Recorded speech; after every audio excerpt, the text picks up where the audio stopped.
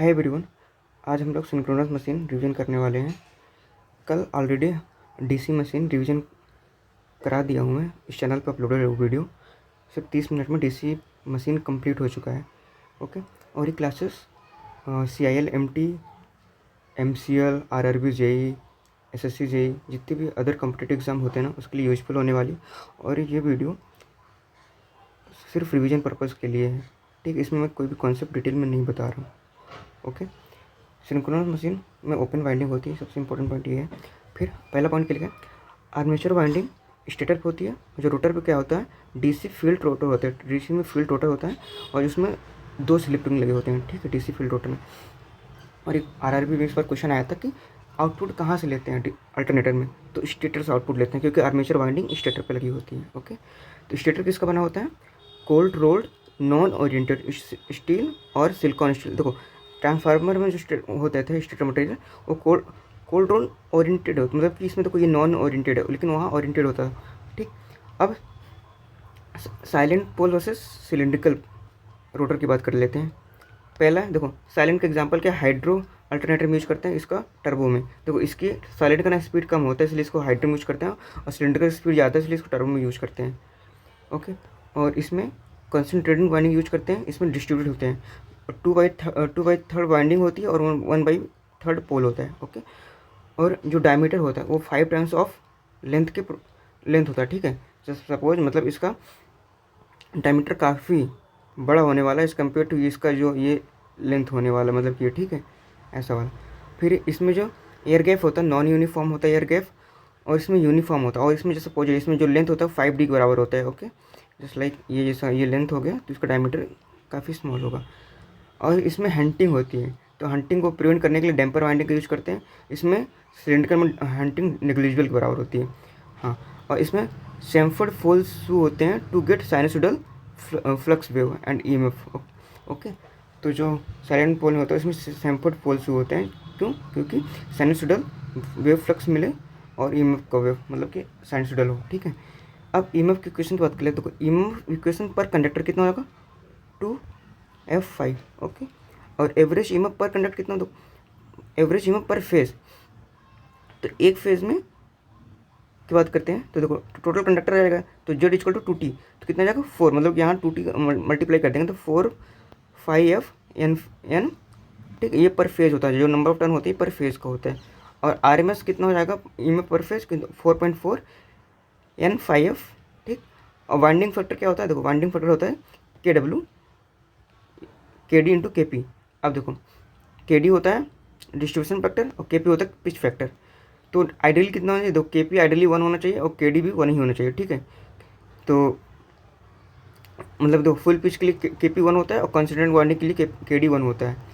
अब distribution factor and belt breadth, in distribution या फिर बेल्ट या फिर ब्रेथ फैक्टर, ठीक है, इसके 3 नाम है। तो KD का जो फार्मूला होता है sin m β/2 upon m sin β/2, ठीक। और KD का एक और फार्मूला क्या है, डिस्ट्रीब्यूटेड अपॉन कंसनट्रेटेड। तो अगर कंसनट्रेटेड होगा, देखो कंसनट्रेटेड अपॉन कंसनट्रेटेड, तो इसका रेशियो हो जाएगा 1। तो इसीलिए KD की वैल्यू 1 होती है, किसके लिए, कंसनट्रेटेड के लिए, ठीक है। अब M का क्या होता है formula, M = number of slot upon number of pole into number of phase. Okay, और जो बीटा होता है 180 degree upon number of slot per pole. अब अगर हार्मोनिक चेक करना है, फॉर nth हार्मोनिक जो बीटा डैश होगा n × बीटा हो जाएगा। और टू एलिमिनेट हार्मोनिक जो ये m × बीटा क्या बोलते हैं, फेज स्प्लिट बोलते हैं। ये कितना हो जाए 360/n, तो ये m × बीटा बोलते हैं फेज स्प्लिट, ठीक। ये सिग्मा की कितनी वैल्यू हो, m × beta. Angle obtain by 1 phase, ये फेज स्प्लिट होता है ना, ये कौन सा एंगल होता है, एंगल ऑब्टेन बाई 1 फेज, उसका होता है फेज स्प्लिट।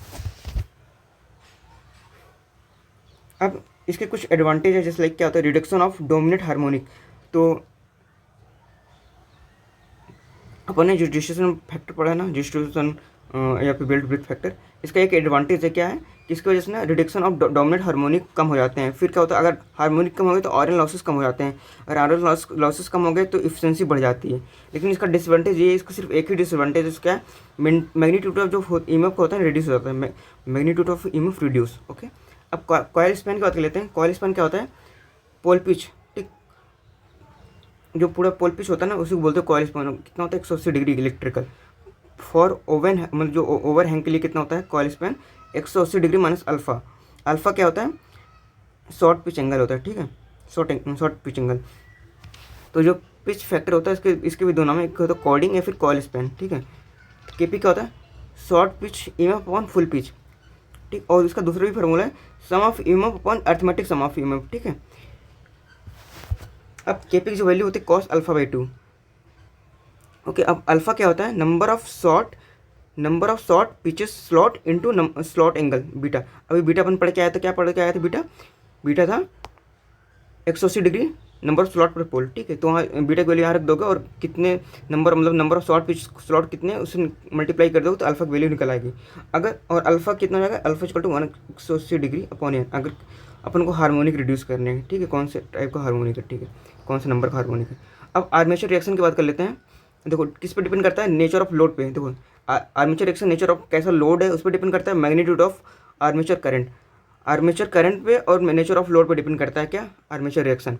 अब वैसे जैसे मैंने उस बार ट्रिक बताया था ना उसमें कि एल एम स्क्वायर, यहाँ भी वो ट्रिक वर्क करती है। देखो एल फॉर इंडक्टर, इधर जो एल है ना ई फॉर इंडक्टर उधर लीडिंग था, इधर एल फॉर इंडक्टर और M for motor, M for magnetization, ठीक है। अगर मोटर है और इंडक्टर है मतलब कि अगर लैगिंग है इंडक्टर फॉर लैगिंग, ठीक है, तो कैसा हो जाएगा मैग्नेटाइजेशन हो जाएगा, ठीक है। और रजिस्टर तो क्रॉस मैग्नेटाइजेशन होता है दोनों में, ठीक। और जनरेटर क्या होगा डिग्नेट, जैसे उल्टा कर देना अपन को, जैसे लाइक एम एल है ना, तो देखो अगर यहाँ एल है, ठीक, अगर मोटर की जगह चेंज करते हो जनरेटर, ठीक है, तो यहाँ चेंज होगा क्या डीमैग्नेटाइजेशन। अब क्या अगर यहाँ एल की जगह तुम कैपेसिटी लगा देते हो, ठीक है, लीडिंग वाला लीडिंग कर दोगे तो अब मोटर को सेम रखो तो यहाँ हो जाएगा डीमैग्नेटाइजेशन, ठीक है। अब ईएमएफ का इक्वेशन पढ़ते हैं, अल्टरनेटर का क्या होता है एफ होता है V T plus I A into Z S, ठीक है। इनका फेजर समीशन करते हैं इसमें। और जो डेल होता है किसके बीच का एंगल होता है E F versus we T का, ठीक है। जो इंपॉर्टेंट देखो जो डेल होता है ना ये E F versus we T का एंगल होता है, और जो फाई होता है ये वाला वो we T versus I graph होता है। वी टी इसका और इसका ग्राफ मतलब कि एंगल होता है, और जो डेल होता है ये ई एफ और वी टी का एंगल होता है, ओके। अब अल्टरनेटिव केस में जो ईएमएफ इक्वेशन होता है under root of V T plus V T into cos phi plus I A R A का whole square plus V T sine phi plus I A into X का whole square, ठीक है। अब देखो lagging के लिए देखो motor है मतलब अल्टरनेटर है तो ईएमएफ होगा यहाँ प्लस आने वाला है, ओके। अब अगर लैगिंग है तो लैगिंग में दोनों जगह प्लस आने वाला, और लीडिंग है तो सिर्फ यहाँ बस माइनस आएगा। यहाँ कुछ ये दोनों साइन सेम होंगे मतलब यहाँ भी प्लस होगा यहाँ भी प्लस, बस यहाँ साइन चेंज होगा। अब मोटर के केस में लैगिंग पे यहाँ भी माइनस यहाँ भी माइनस, ठीक है, बस लीडिंग पे यहाँ बस प्लस आता है। देखो बस अपोजिट हो जाता है। देखो अगर यहाँ माइनस माइनस है तो मोटर के लिए लैगिंग हो जाएगा, और प्लस प्लस है तो जनरेटर के लिए लैगिंग होगा, ठीक है। अब वोल्टेज रेगुलेशन की बात करते हैं। वोल्टेज रेगुलेशन क्या होता है no load voltage minus terminal voltage upon terminal voltage, ठीक है। और क्या होता है V R equal to I A bracket में R cos phi plus minus X sine phi, ठीक है, अपॉन वी टी। अब amount of voltage rise when load is off, इसका वोल्टेज का ये होता है definition amount of voltage rise when load is of.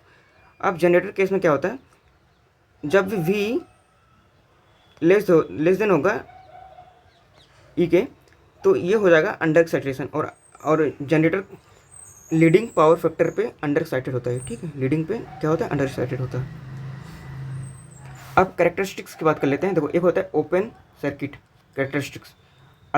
इसकी कंडीशन क्या थी alternator driven at constant speed, मतलब इसकी कांस्टेंट रेटेड स्पीड होनी चाहिए, ठीक। और ये किसके बीच होता है ये होता है E F versus I F के बीच होता है, ठीक।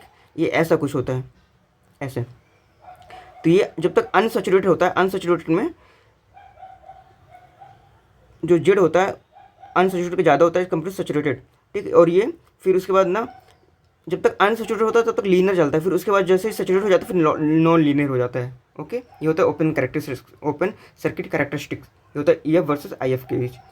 अब शॉर्ट सर्किट कैरेक्टरिस्टिक्स की बात कर लेते हैं। ये होता है I S C versus field current, ठीक है। ये एक स्ट्रेट लाइन होता है। अब देखो वी टी क्या होता है V T equal to EF minus IA into X S, ठीक है। अब जो शॉर्ट सर्किट करंट होता है क्या हो जाएगा, EF अपॉन एक्सेस, ठीक है। और ये होता है एंगल 90 डिग्री। अब देखो 90 डिग्री है तो ये कैसा हो जाएगा, zero power factor lagging angle हो जाएगा, ठीक है। तो शॉर्ट सर्किट का कैसा होता है, पूछता है armature reaction during short circuit. तो देखो शॉर्ट सर्किट केस में आर्मेचर रिएक्शन होता है डीमैग्नेटाइजेशन, क्योंकि ये लैगिंग है, ओके। और ये जनरेटर की बात कर रहा है। अब जीरो पावर फैक्टर कैरेक्टरिस्टिक्स पढ़ लेते हैं। तो ये किसके बीच होता है, VT वर्सेस IF के बीच होता है, ठीक है। अब मैंने तीनों पढ़ा, देखो एक किसके बीच होता है, EF वर्सेस IF के होता है, एक होता है IC वर्सेस IF के बीच, और जो जीरो पावर फैक्टर कैरेक्टरिस्टिक होता है वो किसका होता है, VT वर्सेस IF के बीच, ठीक है। और यहाँ कंडीशन क्या है, जो IA होगा एंड N होगा स्पीड, वो कॉन्स्टेंट होनी चाहिए, ओके। देखो ये किसके बीच है, EF ऑब्लिक VT, ठीक है। तो आगे ये EF का ग्राफ है, ठीक, फिर ये VT ग्राफ है। तो ये गैप बच रहा है ना, ये क्या होता है, सिंक्रोनस रिएक्टेंस का ड्रॉप होता है, ओके। ये पूछता है कभी कभी, मतलब डायग्राम बना के पूछता है कि ये क्या है, ये क्या होता है, सिंक्रोनस रिएक्टेंस ड्रॉप होता है। अब वोल्टेज रेगुलेशन कैलकुलेशन पढ़ते हैं। देखो डायरेक्ट लोडिंग के लिए, डायरेक्ट लोडिंग, ठीक है, किसके लिए, 5 kV तक के लिए डायरेक्ट लोडिंग अपन यूज करते हैं। फिर इनडायरेक्ट लोडिंग में पहला क्या पढ़ेंगे, सिंक्रोनस इम्पीडेंस मेथड, इसको दूसरा नाम क्या है, EMF मेथड। तो इसमें दो चीज़ की जरूरत पड़ती है, क्या, ओपन सर्किट कैरेक्टरिस्टिक्स, एक होता है शॉर्ट सर्किट कैरेक्टरिस्टिक्स, ठीक है, रिक्वायर्ड होती है। इस केस में जो वोल्टेज होता है ना, वोल्टेज रेगुलेशन वो ज़्यादा मिलता है, एक्चुअल से ज़्यादा मिलता है, तो इसको बोलते हैं पेसिमिस्टिक मेथड, ठीक है। इसमें सैचुरेशन इफेक्ट को कंसीडर नहीं करते हैं। जो कैसे निकालते हैं, तो जो ZS आता है वो VOC, open circuit voltage upon short circuit current, ठीक है। कंडीशन क्या होता है, सेम IF, मतलब फील्ड करंट सेम होना चाहिए, ओके। अब जो शॉर्ट सर्किट, एक होता है शॉर्ट सर्किट रेशियो, SCR बोलते हैं इसको। ये क्या होता है, IF1 अपॉन IF2। तो IF1 क्या होता है, रेटेड ओपन सर्किट वोल्टेज, मतलब कि वो करंट जब ओपन सर्किट वोल्टेज हो, ठीक है, रेटेड ओपन सर्किट वोल्टेज पे जो करंट निकलेगा उसको बोलते हैं IF1। एक क्या, रेटेड आर्मेचर करंट, जब आर्मेचर करंट पे रेटेड, जब आर्मेचर करंट रेटेड होगा तो जो करंट निकलेगा उसको बोलते हैं IF2, ठीक। इन दोनों का रेशियो होता है SCR, ये दोनों करंट का ही रेशियो होता है। अब SCR डायरेक्टली प्रोपोर्शनल कितने, एयर गैप की डायरेक्टली प्रोपोर्शनल होता है, और स्टेबिलिटी की भी डायरेक्टली प्रोपोर्शनल होता है। जितना ज़्यादा एयर गैप उतना ज़्यादा स्टेबिलिटी, ठीक। और जो SCR होता है सिंक्रोनस जो इम्पीडेंस होता है, मतलब कि ये आर्मेचर रिएक्शन का, उसके इन्वर्सली प्रोपोर्शनल होता है, ठीक। और वोल्टेज रेगुलेशन के भी इन्वर्सली प्रोपोर्शनल होता है, ओके। अब दूसरा मेथड कौन सा, पोर्ट्रेट ट्रायंगल मेथड, ठीक है। इसको दूसरा एक जनरल मेथड भी बोलते हैं, ठीक। इसमें जीरो पावर फैक्टर की जरूरत पड़ती है। देखो इसमें दो, देखो उसमें क्या किसकी जरूरत पड़ी थी, इसमें ओपन सर्किट और SSC की, मतलब कि शॉर्ट सर्किट रेशियो पड़ी थी, ठीक। लेकिन यहाँ किसकी पड़ रही है, open circuit and zero power factor characteristics पड़ रही है, ठीक है। अब देखो इसमें एक ट्रायंगल बनता है, क्या, एक ऐसा कुछ। तो ये वाला जो एरिया होता है, साइड होता है, ये क्या था, आर्मेचर रिएक्शन का MF बताता है, ठीक है, ड्रॉप बताता है। ये क्या है, आर्मेचर लीकेज रिएक्टेंस ड्रॉप बताता है। देखो ये वाला होता है, ये क्या बताता है, आर्मेचर लीकेज रिएक्टेंस ड्रॉप बताता है। और ये आर्मेचर रिएक्शन के MF की वजह से जो ड्रॉप होता है वो बताता है, ठीक है। अब तीसरा पॉइंट क्या है, एम्पियर टर्न, इसका दूसरा क्या बोलते हैं, MF मेथड। इसमें क्या, वोल्टेज रेगुलेशन एक्चुअल से कम मिलता है, तो इसको बोलते हैं ऑप्टिमिस्टिक मेथड, ओके। अब चौथा क्या, अमेरिकन स्टैंडर्ड एसोसिएशन, ASA, इसमें सैचुरेशन इफेक्ट को कंसीडर करते हैं। अब सबसे ज़्यादा एक्यूरेट क्या होता है, ठीक है, सबसे अच्छा होता है ZF, जीरो पावर फैक्टर, फिर ASA, फिर MF, फिर EMF सबसे कम होता है, मतलब सबसे बेकार होता है।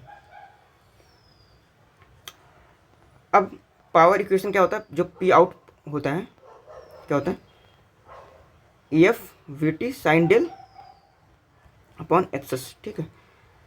अब जनरेटर के देखो, अब देखो ये आउटपुट पावर तो सेम है, लेकिन जनरेटर के लिए जो रिएक्टिव पावर होता है और मोटर के लिए दोनों अलग अलग होते हैं, ठीक है। ये क्या होता है, VT upon X S EF cos del minus VT, ठीक है। और मोटर केस के लिए क्या होता है, VT एक्सेस, यहाँ टर्मिनल वोल्टेज पहले आ जाता है, मतलब यहाँ VT का स्क्वायर होता है minus EF cos del, okay. बस इतना सा डिफरेंस है,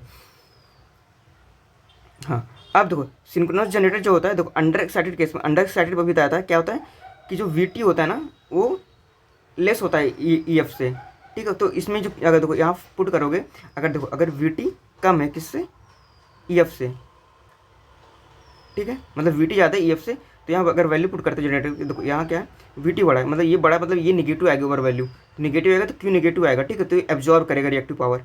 अब ओवर एक्साइटेड केस में क्या होता है कि ये EF बड़ा हो जाता है तो ये पॉजिटिव आता है, ठीक। तो ये डिलीवर रिएक्टिव पावर, ओके। फिर सिंक्रोनस मोटर की बात कर लेते हैं। तो अंडर एक्साइटेड केस में क्या होता है कि EF कम होता है, तो जब इस इक्वेशन में EF की वैल्यू कम पुट करोगे तो ये पॉजिटिव आ जाएगा। तो यहाँ Q तो पॉजिटिव आता है बट लेकिन ये एब्जॉर्व करता है Q। तो अंडर एक्साइटेड दोनों एब्जॉर्व करेंगे Q को, बट एक ही डिफरेंस है क्या, यहाँ Q नेगेटिव होता है, यहाँ Q पॉजिटिव होता है बस। और ओवर कंडीशन में भी डिलीवर करेंगे Q को, लेकिन यहाँ केस में देखो Q पॉजिटिव था, यहाँ Q नेगेटिव हो जाएगा, बस इतना डिफरेंस है। अब जो मेन पॉइंट है क्या है, ये बहुत इंपॉर्टेंट है, V curve versus inverted V curve, ठीक है। तो आगे मोटर की बात कर लेते हैं। देखो मोटर केस में जो ये वी कर्व होता है, ठीक, और ये हो क्या था, इन्वर्टेड वी कर्व, ठीक। तो ये होता है करंट का, ये होता है पावर फैक्टर का, ठीक, यूनिटी बाय पावर फैक्टर का। मतलब जो वी ये ऐसा इन्वर्टेड वी कर्व है वो होता है पावर फैक्टर का, जो इन्वर्टेड होता है वो करंट का होता है, आर्मेचर करंट का, ठीक है। तो देखो मोटर केस में यहाँ होता है अंडर, यहाँ होता है ओवर, ठीक, और इधर होगा लैगिंग, इधर होगा लीडिंग। मोटर में यहाँ पहले लैगिंग आता है, इधर लीडिंग आता है, इधर अंडर आता है, ओवर, ठीक है। अंडर ओवर तो दोनों जगह सेम होगा, लेकिन इधर देखो मोटर केस में यहाँ लैगिंग आता है बट यहाँ लीडिंग आ जाता है, ओके। और जैसे जैसे अपन मूव करेंगे ऊपर, जैसे लाइक ऊपर मूव करेंगे ना, तो जैसे ये नो लोड है, फिर फुल हो, जैसे लोड बढ़ाएंगे तो ये ग्राफ ऊपर की तरफ शिफ्ट होता जाएगा, ठीक है। और इधर क्या करेंगे, देखो इधर भी है, जैसे ये नो लोड का है, और इधर जैसे जैसे लोड बढ़ाएंगे तो इधर इधर राइट की तरफ शिफ्ट होता जाएगा, ठीक है, इधर राइट की तरफ। जैसे लोड कम करेंगे तो लेफ्ट की तरफ शिफ्ट होगा। अब सिंक्रोनस जनरेटर, सिंक्रोनस जनरेटर में यहाँ लीडिंग होता है और यहाँ लैगिंग होता है, ठीक, और अंडर और ओवर दोनों सेम होता है, ठीक। अब जो रोटेशनल लॉस होता है वो होता है mechanical plus core losses, okay. जो शॉर्ट सर्किट लोड लॉस होता है, ठीक, वो आर्मेचर कॉपर लॉस और स्टील लॉसेस, ये होते हैं वेरिएबल लॉसेस। अब साइलेंट पोल सिंक्रोनस जनरेटर की बात कर लेते हैं। देखो जो डी एक्सिस होता है उसको बोलते हैं field axis, field pole axis, और जो क्यू एक्सिस होता है इसको बोलते हैं क्वाड्रेचर एक्सिस, ठीक है। ये होता है passing through centre of polar space, जो इंटरपोलर स्पेस होता है ना वहाँ से जो पास करता है एक्सिस उसको बोलते हैं क्यू एक्सिस। देखो अब क्योंकि इसमें एयर गैप ज़्यादा होगा, ठीक है, अगर एयर गैप ज़्यादा होगा तो रिलक्टेंस ज़्यादा होगा। देखो अगर रिलक्टेंस ज़्यादा होगा तो L equal to N square by S के देखा जाए तो अगर एस ज़्यादा होगा तो एल कम हो जाएगा, ठीक है। तो इसमें एल डी ज़्यादा हो जाएगा इसकी वजह से, ठीक। अगर एल डी ज़्यादा तो एक्स डी भी ज़्यादा होगा। तो जो एक्स क्यू होता है वो 0.6 से लेकर 0.7 का फैक्टर होता है, N2 XG होता है, ठीक है। अब टोटल पावर क्या होता है, देखो ये होता है साइलेंट पोल के लिए, ठीक है। पी टोटल हो जाएगा ET VT upon XD sine del plus VT square अपन 2 1 अपॉन XQ माइनस XD, क्योंकि देखो XQ क्या होता है, छोटा होता है, इसलिए ये और अपॉन में तो ये 1/XQ बड़ा हो जाएगा माइनस XD, ठीक है। और साइन 2 डेल ये जरूरी है। ये इसको बोलते हैं रिलेक्टेंस पावर, इस वाले को बोलते हैं रिलेक्टेंस पावर के जैसा है, ये होता है इलेक्ट्रोमैग्नेटिक पावर, ठीक है। जो डेल की वैल्यू जनरली कितना होता है 45 से लेकर 90 डिग्री तक। एक क्वेश्चन अभी आया था कि जो डेल की वैल्यू होता है 180 दिया था क्वेश्चन में, जो कि गलत था। इसकी जो वैल्यू जनरली 45 से 90 होता है, मतलब सिंक्रोनस मशीन से करीब 2 से 3 क्वेश्चन कन्फर्म आए थे, ठीक है। अब जो स्लिप टेस्ट होता है क्या होता है, to determine XD and XQ को फाइंड करने के लिए होता है स्लिप टेस्ट। देखो XD क्या होता है, XD होता है मैक्सिमम वोल्टेज अपन मिनिमम करेंट। देखो XD क्या होता है, XD होता है बड़ा, ये बड़ा होगा तो यहाँ क्या है मैक्सिमम वोल्टेज अपन मिनिमम करंट, ठीक है। और फॉर XQ के लिए वो हो जाएगा, ये XQ के लिए हो जाएगा ये मिनिमम वोल्टेज अपन मैक्सिमम करंट, ठीक है, मैक्सिमम करंट। अब फॉर पैरेलल ऑपरेशन स्पीड में मतलब स्पीड में भी और may not be same but frequency must be same, okay. अब 2 अल्टरनेटर हैं जो कि पैरेलल में लगे हैं, तो इफ़ वी चेंज एक्साइटेशन, देखो एक्साइटेशन चेंज करने से सिर्फ और सिर्फ मतलब कि एक्साइटेशन से कभी भी रियल पावर या फिर डेल पे इफेक्ट नहीं होने वाला। क्या होगा चेंज, क्यू चेंज होगा, रिएक्टिव होगा, आर्मेचर करंट होगा, पावर फैक्टर चेंज हो जाएगा, लेकिन कभी भी रियल पावर चेंज नहीं होने वाली है एक्साइटेशन से। और अगर जब तुम स्टीम इनपुट दोगे ना तभी रियल पावर चेंज, मतलब क्यू इस केस में चेंज नहीं होगा, बाकी पी डेल आई ए और पावर फैक्टर चेंज हो जाएगा। ओके, देखो अब इफ एक्साइटेशन 1 इंक्रीज करेंगे तो ई बढ़ जाएगा, आई ए बढ़ जाएगा, Q1 बढ़ जाएगा, लेकिन पावर फैक्टर क्या हो जाएगी, घट जाएगी। निकाल भी सकते हैं 10/5 की वजह से, ठीक है, आसान है। इफ स्टीम इनपुट इंक्रीज करते हैं, ठीक है, अभी एक्साइटेशन इंक्रीज किया था, अब क्या करेंगे, स्टीम इंक्रीज करेंगे तो पावर बढ़ जाएगी, ऑब्वियस सी बात है क्योंकि स्टीम पावर से रिलेटेड होता है। फिर आई बढ़ जाएगा, पावर फैक्टर भी इस केस में बढ़ जाता है। देखो पावर अगर बढ़ा तो 10/5 घट जाएगा, देखो अगर 5 बढ़ जाएगा तो cos 5 बढ़ जाएगा, ठीक है, अगर 5 घट गया तो cos 5 बढ़ जाएगा, ठीक, इसलिए पावर फैक्टर बढ़ जाता है और रिएक्टिव पावर इसमें बराबर होती है। अब इनफाइनाइट बस बार, तो इस इनफाइनाइट क्या होता है, कांस्टेंट वोल्टेज एंड फ्रिक्वेंसी, इसमें दोनों वोल्टेज और कांस्टेंट फ्रिक्वेंसी होती है, ठीक है। और जो IBB होता है, infinite bus bar, act as a ideal voltage source, ठीक, जिसका इंटरनल रेजिस्टेंस 0 होता है। और IBB मोटर किसके लिए वोल्टेज सोर्स हो रहा है, ठीक है, देखो IBB सोर्स ऑफ पावर, देखो पावर के लिए क्या करता है, मोटर का काम करता है, ठीक, सोर्स ऑफ पावर मोटर के लिए and sink of power generator के लिए। ओके, अब सिंक्रोनस मोटर की बात करते हैं। देखो इसकी जो स्पीड है जनरली 300 RPM तक होती है। इसमें इलेक्ट्रोमैग्नेटिक टॉर्क डेवलप होता है जो किसका प्रोपोर्शनल होता है, FR इंटू साइन डेल, ठीक है, साइन ये लेमडा। अब जो ये होता है लेमडा समथिंग एंगल बिटवीन क्या होता है, स्टेटर एमएफ और रोटर एमएफ के बीच का एंगल होता है। ये क्वेश्चन आई थिंक समथिंग आया तो था, ये किससे पूछता है, स्टेटर एमएफ से रोटर का एमएफ होता है। अब हंटिंग क्या होता है, सडन चेंज ऑफ लोड। तो हंटिंग किसकी वजह से आती है, सडन चेंज ऑफ लोड हो गया, फील्ड करंट की वजह से भी हंटिंग आती है, ठीक है, फॉल्ट की वजह से हंटिंग आती है और हार्मोनिक टॉर्क की वजह से भी हंटिंग आती है। अब इसको एलिमिनेट कैसे कर सकते हैं, by using fly wheel, inertia को इंक्रीज कर दो, एक्सेलरेशन कम हो जाएगा, ठीक है, डैम्पर वाइंडिंग की मदद से, ठीक है, जो स्पीड होती है ज़्यादा होती है, क्या होती है, क्रिटिकल स्पीड से जो सिंक्रोनस स्पीड हो जाता है ज़्यादा हो जाती है NR से, ठीक है, मतलब NR ज़्यादा हो जाता है क्रिटिकल से, सॉरी सिंक्रोनस से, ठीक है, तो सिर्फ जाएगा नेगेटिव। अब डैम्पर वाइंडिंग की बात कर लेते हैं। देखो ये कहाँ यूज होता है, स्क्वायरल केज में यूज होता है, स्टार्टिंग पर्पज में यूज करते हैं, ठीक है, तो इसमें सिंक्रोनस में कोई भी स्टार्टिंग टॉर्क नहीं होता। ओके, तो डैम्पर वाइंडिंग की मदद से अपन स्टार्टिंग करते हैं, ठीक है। तो इसमें क्या होता है, ये डैम्पर वाइंडिंग क्या होता है, लो रेजिस्टेंस बार होता है, इसको और क्या होता है, एमोशस वाइंडिंग, ठीक है, और इसी किसकी बनता है, डैम्पर वाइंडिंग कॉपर और ब्रॉन्ज बार की बनी होती है, ठीक, कॉपर और ब्रॉन्ज बार। अब टॉर्क की बात करें, टॉर्क ऑन सिंक्रोनस मशीन, ठीक है, मोटर, तो स्टार्टिंग टॉर्क को क्या बोलते हैं, ब्रेक अवे टॉर्क, स्टार्टिंग बोलते हैं ब्रेक अवे टॉर्क, रनिंग बोलते हैं फुल लोड टॉर्क, ठीक है। अभी क्वेश्चन आया था किसका, हाँ पुल आउट टॉर्क क्वेश्चन आया था, पुल आउट को बोलते हैं मैक्सिमम टॉर्क, ठीक है, पुल आउट को बोलते हैं मैक्सिमम टॉर्क और या फिर ब्रेक डाउन टॉर्क बोलते हैं उसको, स्टार्टिंग को ब्रेक अवे टॉर्क और रनिंग टॉर्क। इसमें एक और टॉर्क क्या होता है, पुल इन टॉर्क। पुल इन टॉर्क क्या होता है, सिंक्रोनस मोटर को लॉक इन, मतलब सिंक्रोनस में लॉक करने के लिए जो टॉर्क की जरूरत पड़ती है उसको बोलते हैं पुल इन टॉर्क, ठीक है। और जो पुल आउट टॉर्क होता है, जो मैक्सिमम टॉर्क होता है 3 से 4 टाइम किसके बराबर होता है, फुल टॉर्क के बराबर। अब सिंक्रोनस कंपनसेटर क्या होता है, ये क्या होता है, विदाउट मैकेनिकल लोड, मतलब कि सिंक्रोनस कंपनसेटर क्या होता है, इसमें कोई भी मैकेनिकल लोड नहीं देते, क्या करेगा, एंड वेरिएबल एक्साइटेशन, ठीक है, ये कहाँ यूज करते हैं, ओवर एक्साइटेशन में, ठीक है, इसको बोलते हैं synchronous compensator, power factor correction में काम आता है। अब जो एक्सेस होता है ना सिंक्रोनस इम्पीडेंस, क्या होता है, आर्मेचर का इम्पीडेंस इंटू आर्मेचर में, देखो ये लीकेज की वजह से आ रहा है, ये आर्मेचर का रिएक्शन है, ठीक है, आर्मेचर रिएक्शन की वजह से जो ड्रॉप हो रहा है इसको बोलते हैं एक्सेस। अब देखो जो जनरेटर होता है ना, ये बस मैं बता दिया कि देखो ये V है और EF है, तो यहाँ क्या है, देखो V बड़ा है EF से, तो क्या हो जाएगा, जब भी V बड़ा होता है EF से, ये हो जाएगा लीडिंग की तरफ, और इधर अगर EF बड़ा हो जाएगा तो ये चला जाएगा लैगिंग की तरफ, बट मोटर में उल्टा होता है। ओके,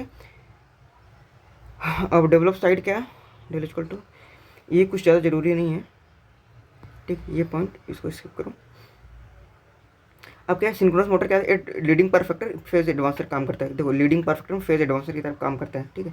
तो अभी सिंक्रोनस मोटर इतनी है, अब पढ़ेंगे इसके बाद इंडक्शन मोटर अगले वीडियो में। ओके, इस वीडियो में इतना ही, थैंक यू। अगर वीडियो अच्छा लगा हो, अगर चीज़ें मतलब कि ये नोट ना बहुत ही कॉन्साइस और क्रिप्स है, ठीक है, सिर्फ 24 मिनट में पूरा का पूरा सिंक्रोनस मशीन रिवीजन हो चुका है, ठीक है। अगर वीडियो अच्छी लगे तो प्लीज़ लाइक करना, शेयर करना एंड कमेंट, ठीक है, सब्सक्राइब आल्सो, थैंक यू।